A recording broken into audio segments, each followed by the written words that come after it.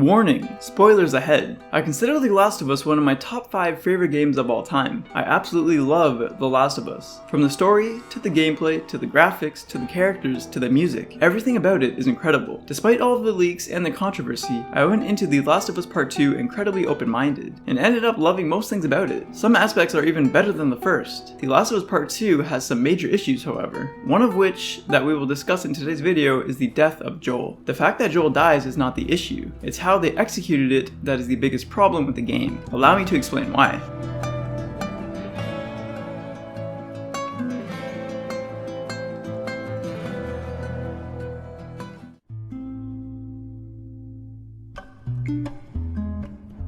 A great story typically has a set of interesting characters that interact organically with each other. These interactions are what deliver some of the greatest stories ever told. The main premise of The Last of Us Part 2 hinges on 3 main goals that serve to drive the overarching narrative of the entire game. 1. Joel is killed. There are a large number of ways this could happen, but this goal is restricted by the following goals. 2. Abby has to be the one to kill Joel, and she can't just kill him, she needs to torture him first. This requires a secure location and greatly restricts how Joel can be killed off in this manner. And 3. Ellie must bear witness to Joel's attacker killing him. Goal 2 and 3 severely compound Goal 1 and make it a significantly more demanding and challenging task in order to come to a believable conclusion that satisfies all 3 appropriately. A good story would work off of character interactions to achieve their goals, and the plot would unfold accordingly. This is very hard to do right and is indicative of excellent story writing, requiring talented writers. The Last of Us Part 2 works off of the pre-established goals as opposed to the characters. They're treated more like secondary considerations. This means that the characters do what the plot requires of them, as opposed to the characters doing what they would naturally do. This is indicative of lazy writing that relies heavily on plot contrivances and/or plot holes in order to come to the desired conclusion. This is usually at the expense of logic, reason, and character integrity. Joel is a victim of circumstance. His death is incredibly contrived, requiring an obscene amount of unbelievable and unrealistic coincidences to come together perfectly, as well as characters acting out of character in order to service the plot. Let's start at the very beginning. Abby's father was a Firefly surgeon that had the important task of securing a potential, I cannot stress that enough, potential vaccine for the cordyceps virus by killing a little girl. He was killed in the process by the girl's father. This fuels Abby's desire to enact revenge on her father's killer. For years, all she had to go by was the killer's name, Joel. A few years pass and she gets another lead. Joel has a brother named Tommy, and Tommy is allegedly in a settlement out in Wyoming. Abby knows this because some Fireflies that used to work with Tommy over a decade ago claim that's the last place they knew where he was. I found Joel's brother. He's at a settlement out in Wyoming. How do you know that? Some Fireflies who served with him got picked up at the wall. I thought he quit like a decade ago. Yeah. So, have these guys heard from him since? How did Abby know those people were Fireflies? Why would those Fireflies even offer that information? Does Abby interrogate everyone that is picked up at the wall? It's a lead for Abby, so she's willing to see it through by traveling to Wyoming. There was no mention of Jackson or anything else. Abby only has the state of Wyoming to go by. Wyoming covers almost 100,000 square miles, most of which is inhospitable and dangerous to people and would be very difficult to traverse after 2 decades in a post-apocalyptic setting. Owen, Abby's friend, highlights how incredibly unlikely it is for this lead to bear any fruit. But you know that even if he is there, and you do find him, he might not know where Joel is, right? Even if Tommy is still there after 10 years, and even if Abby somehow finds him, there's no guarantee that he would even know where Joel is. Abby's chances aren't looking too great, but she heads out with her group of friends in search of Tommy, regardless of the unlikely odds. They travel from Seattle to Wyoming on foot, over 1,000 miles. This takes 14 days of non-stop walking without taking into consideration sleep and rest, leading to the journey taking significantly longer. But Abby and friends eventually arrive to Wyoming and take refuge in an abandoned mansion. Owen stumbles across a giant city one morning and takes Abby out to see it. Owen admits that just seeing the city would be enough to convince the others to return to Seattle. When everyone else sees this, they're gonna want to turn back. He recognizes how insanely unlikely and difficult it would be to even find out if Tommy was residing in that giant city. Even if he was, how could they get to him? Even if they do, would he know where Joel would be? Abby suggests a plan so unconvincing that Owen questions if she is even listening to what she is saying, highlighting her desperation. It's a lot of people. We can figure it out. Okay. Assuming he's in there, how do we get to him? We can corner one of the patrols and get confirmation, and then, I don't know, maybe find a way to lure him out.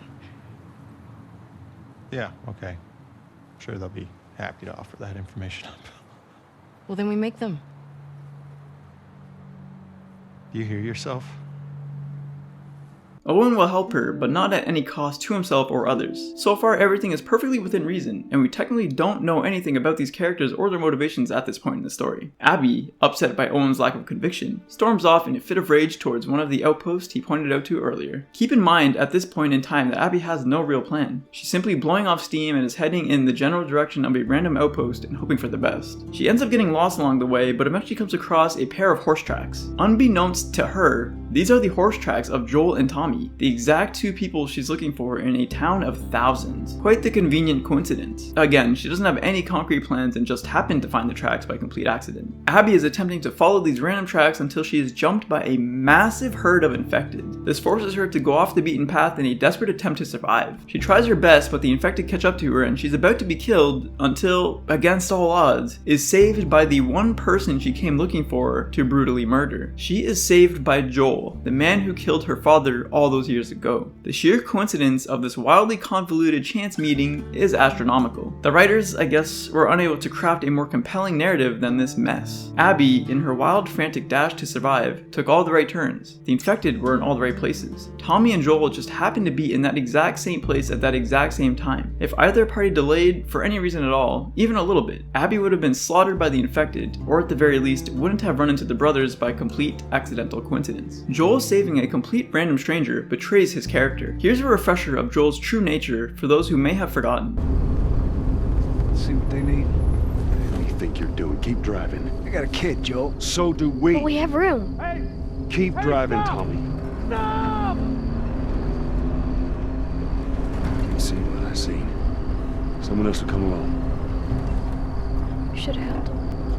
Joel was perfectly willing to abandon a child if it guaranteed safety for himself and those he loves. And that was civilized Joel, not 20+ year hardened, brutal mass killer Joel, which only served to greatly strengthen his resolve. 5 years in Jackson would not suddenly make Joel so benevolent, altruistic, or trusting. But the plot needs Joel and Abby to be in the same place at the same time to meet up, and the plot needs Joel to betray his character by going out of his way to save someone he knows nothing about in order for events to proceed the way the writers desire, as opposed to what would actually happen if left to their own devices. If Abby dies, the game just ends, so that can't be a possibility at all, even if it's the most likely outcome. The contrived chance encounter is further exacerbated right after Joel saves Abby. Joel saves Abby. Keep this in mind as it's important later on. Tommy tells you to follow him and he heads straight down a narrow boarded up hallway to a pair of doors at the end, only for infected to burst out from the other side. Where did Joel and Tommy even come from? Clearly Tommy had no clue infected were on the other side of the door. This means that Tommy and Joel just got to that hallway at the exact same time that Abby was about to die. What an astounding coincidence. Joel luckily finds another door for them to escape the bloodthirsty horde of zombies. After they run for a bit and catch a breather, Tommy says this.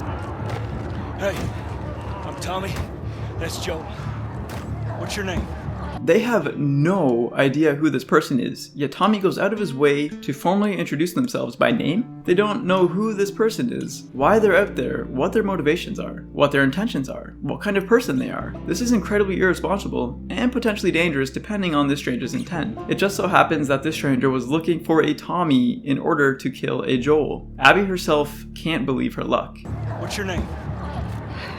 This is the equivalent of Ellie giving away important information to David despite just meeting him. She didn't do that because she knows how dangerous people can be. She was extremely apprehensive and defensive the entire time she spent with David. She even lied to their faces in the attempt to conceal her identity because she doesn't know who these people are, what they're doing out there, or what their intentions are. But from a larger group, women, children, they're all very, very hungry. So am I. Women and children, all very hungry too. Even when David asked for her name, she was still reluctant to divulge that information. She questions him on why he wants to know. I see. What's your name? Why? Look, I understand it's not easy to trust a couple of strangers. Ellie here is being smart and careful. Tommy, by contrast, is being incredibly dumb and reckless. At the beginning of the game, Joel shares his most personal secret with Tommy, the fact that he saved Ellie and lied to her face about it. It's more than likely that Tommy was also told about the time a group of cannibals were hunting down his brother in the name of retribution. It's not the first time Joel has been hunted by other people for the things he has done to others. Now, this winter, that's been especially cruel. A few weeks back, I sent a group of men out to a nearby town to look for food. Only a few came back. They said that the others had been slaughtered by a crazy man. It's beyond irresponsible and unbelievable for Tommy to put himself and his brother needlessly at risk like this. Abby has no idea what Joel or Tommy look like. Without their names, she wouldn't be able to identify them at all. The script needs Abby to learn their names so they have Tommy act incredibly foolish to move the plot forward. Tommy essentially sentences Joel to death here. Tommy wasn't tricked or outplayed, he was just stupid. Abby didn't need to abduct any patrol units to see if the Tommy she was looking for even lived in the city. She didn't need to interrogate Tommy. All of that would require competent storytelling and would take time and delicacy to pull off right. They both landed in her lap without any effort on her part. The plot needed these characters to find each other, so this will have to do. What a coincidence. The trio are running out of time. Joel exclaims that they need to go back. Tommy asserts that they can't and instead wants to fortify their enclosure that is rapidly decreasing in safety every passing second. How does Tommy know they can't go back? Is there nowhere else safe other than Jackson? Tommy and Joel would know the area inside and out. Surely they must have had alternative safe havens. Maybe a nearby outpost? Abby suggests that her place with her friends up north is safe. How does she know that they can safely travel there as opposed to Jackson? If they didn't run into Abby, where would they have gone? There's more people aside from this Abby person? How many more? Why? Where do they come from? What are they doing at the mansion? Have other patrols noted their existence? How long have they been there? So many questions with so little answers. The lapse of critical thinking is somewhat understandable given the pressing circumstances, but it doesn't explain how Joel and Tommy seem like fish out of water. Joel recognizes the mansion Abby is talking about, referring to it as the Baldwin place, and states, I can work. How? How could that work and not Jackson? Or anywhere else for that matter? How do they know where the horde is or is not? All three have clearly been caught off guard by this massive horde. They have no clue where it came from, how many there are, where the bulk is located, or what direction is truly safe or unsafe. The plot demands a secure place in order to satisfy goal number 2, so all of the characters agree with Abby's plan, despite the numerous red flags. Joel would be incredibly reluctant, cautious, skeptical, and suspicious at this point. He even asks Abby to ride with him. You ride with me. Maybe to hold her as a hostage in case things go south? This would be Joel's mindset at the time, to ensure both his and Tommy's survival at any cost. Meanwhile, Ellie learns that Joel and Tommy are missing, so she goes out to look for them with Dina and Jesse. Jesse mentions that they haven't covered much of the area, so Ellie suggests they split up. Jesse tells Ellie to cover east, and they head out. I'll head west, Dina can take south, and you come from the east, but be smart about it, yeah? It cuts back to Joel, Tommy, and Abby running from the horde to safety. Turns out the way to the mansion was safe, somewhat, as droves of infected can be seen flooding in from both sides. Luckily, all of Abby's people are there waiting to receive them, like she called them up ahead of time on her cell phone, letting them know they were on their way. Even if there was a lookout, they would have trouble seeing anything in the blizzard, and even if they saw the horses, they wouldn't even know it was Abby. You can barely make out anyone in front of the gate, yet the gate was wide open way before that? How? And why is everyone standing at the gate? How did everyone know they would be receiving guests through the front gate? It's as if Abby's friends read the script and knew she would be on her way. Abby at this point in time has been missing for quite a while. Wouldn't they send someone to go and search for her? Apparently not. They conveniently have the gate wide open for the three to slip through without having any of the infected get in the way, despite shooting at said infected which would attract them as a result. Not only are all of Abby's people at the gate, they're even fully equipped with things like Molotov cocktails, which are perfect at handling large crowds of infected. There's no way that all of Abby's friends would be sitting in front of an open gate waiting for Abby, or anyone for that matter, to arrive by horseback. What if Abby's entire squad wasn't miraculously waiting for her to come through the front gate by horse? Would they even be able to get past the gate? There are so many problems with this, but the plot requires a secure location for goal number 2, so this will have to do. It's not even convenience at this point. This is a massive plot contrivance that makes literally zero sense and comes across as incredibly rushed and lazy. Owen tells everyone to get inside, so Joel and Tommy obey and follow suit. Still no red flags going off for Joel or Tommy, despite now being locked inside an encampment full of a group of people they know nothing about. Joel and Tommy are incredibly receptive, relaxed, and trusting considering their situation. They are now severely outnumbered by a decently sized group of unknown, potentially dangerous aliens. Here's what happens when strangers pull up on Tommy. Don't even think about reaching for your weapon. Tell the girl to drop hers now. Notice the apprehension and hostility towards seemingly unknown strangers in a world where strangers can hurt or even kill you. You see how Tommy and Joel have their backpacks in this scene that would contain all of their weapons and equipment? They're completely gone in the following scene. The plot made their weapons vanish because it requires them to be defenseless in order to achieve its three main goals. Joel, you know, Survivor Joel. Guess what? We're shitty people, Joel. It's been that way for a long time. No, we are survivors. This is our chance. It is over, Tess! The Joel that abandons children. See what they need. What do you think you're doing? Keep driving. I got a kid, Joel. So do we. But we have room. Keep driving, Tommy. The Joel that kills anything that threatens his safety or the safety of those he cares about.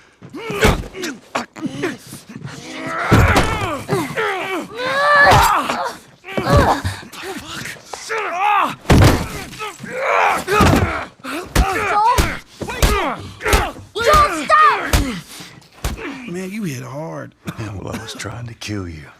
The Joel that can see an ambush from a mile away.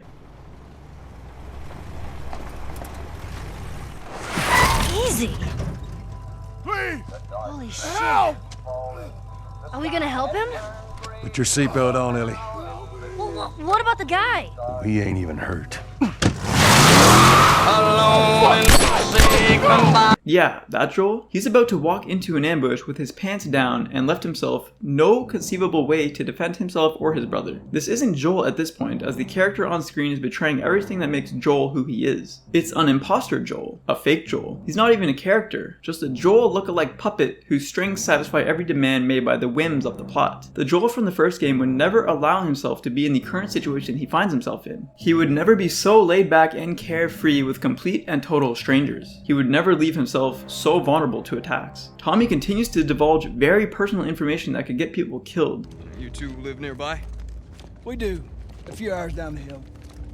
Y'all should come back with us, restock before you head out. He lets these strangers know that they're part of a settlement and where to find it. What if this group was a small part of a much larger group of evil people? They now have valuable information that they could use to hurt the people of Jackson. Tommy's sheer stupidity seems to be contagious, as it has apparently spread to Joel. Joel, the guy who has done terrible things in the past, warranting others to seek him out to kill him, goes into the middle of a room full of people he doesn't know, weaponless, and willingly discloses his real name. Joe. He failed to consider what those around him might do with that information. He failed to consider the potential consequences of his actions. After stating his name, he had this to say. Y'all act like you heard of us or something.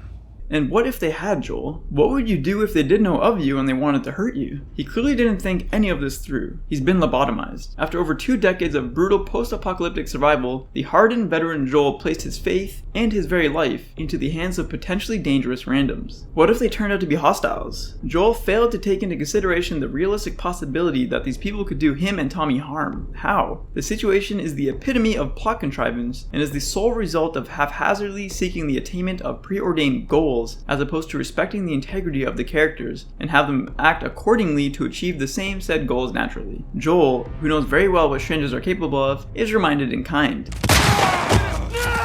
Joel gets his leg practically blown off. Tommy's response? A gunshot in retaliation? Nope. Tommy has no gun for some reason, so he works with what the plot gave him, his fists, and is promptly dealt with.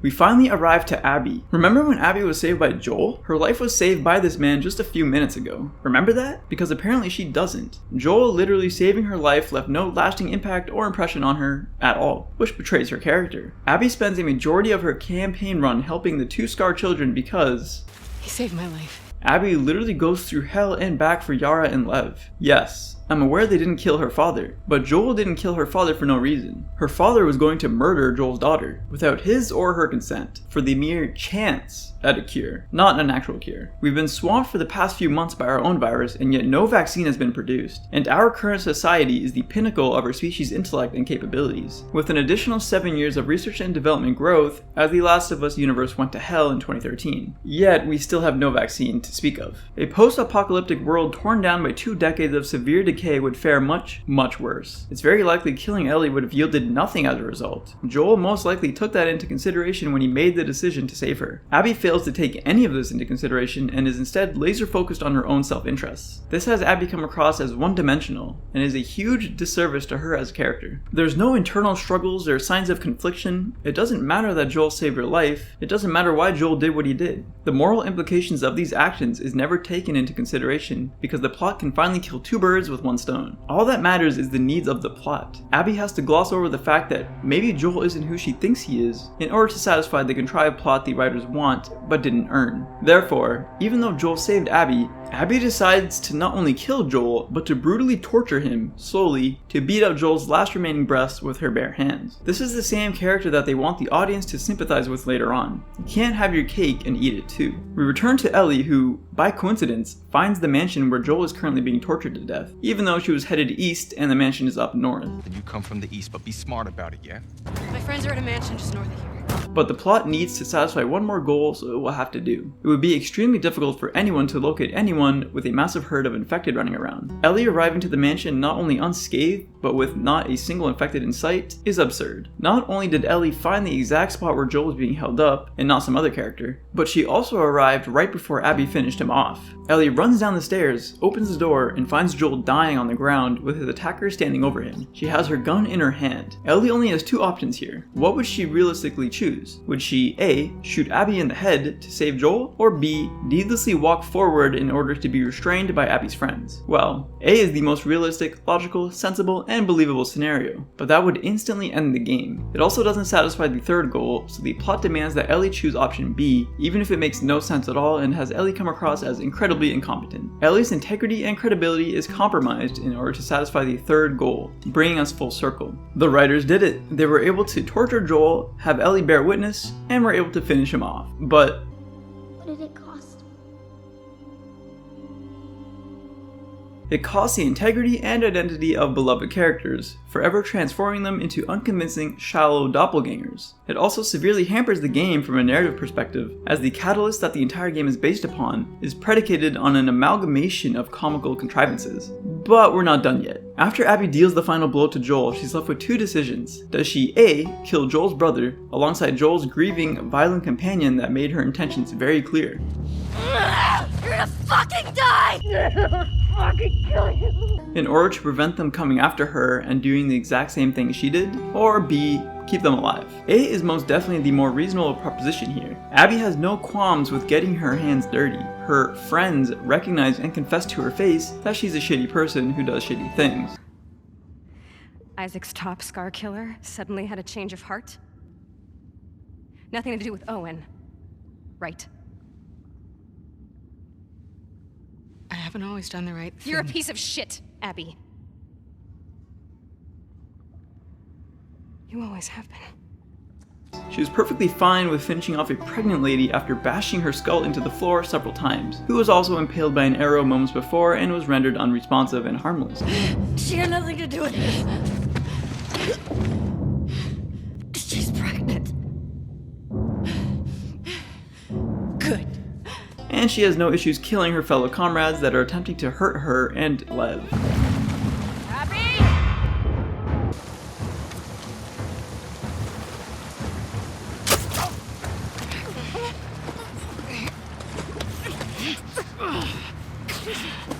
How'd they get past us? Okay.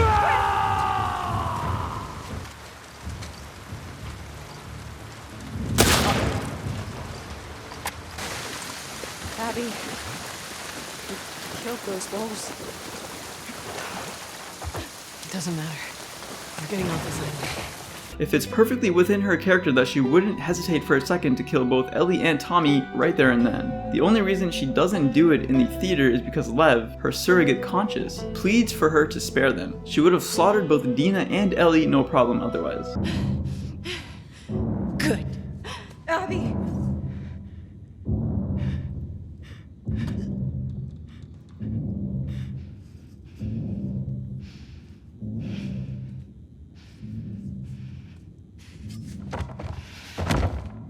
Killing Ellie and Tommy is the most sensible solution, but the game would instantly end. Naughty Dog have a profound message to spread, so the script demands that Abby betray her character for the sake of the plot, forcing her to go with the second option. They took big risks, but were not as delicate as they should have been. They relied on shoving coincidence after coincidence down the player's throat, suffocating the player in the process with a series of events that defied logical reason. This concludes why I find the execution of Joel's death to be the biggest problem in The Last of Us Part 2. It's a swing and a miss. Did you personally like the game? What was the worst part for you? Feel free to leave your thoughts down below. Thanks for watching, you guys.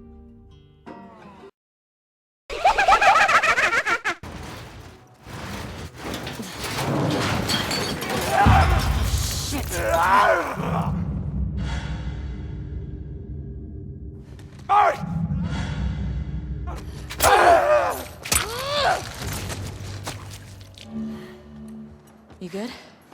Yeah. Nice throw, by the way. Thanks.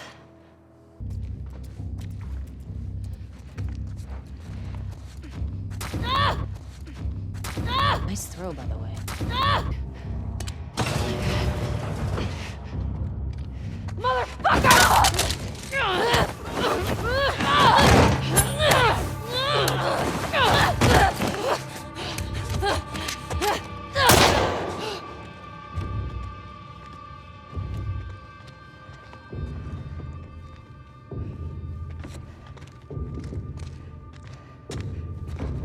Got you! Potato, my little buddy potato. What a big boy. Yeah, that's my buddy.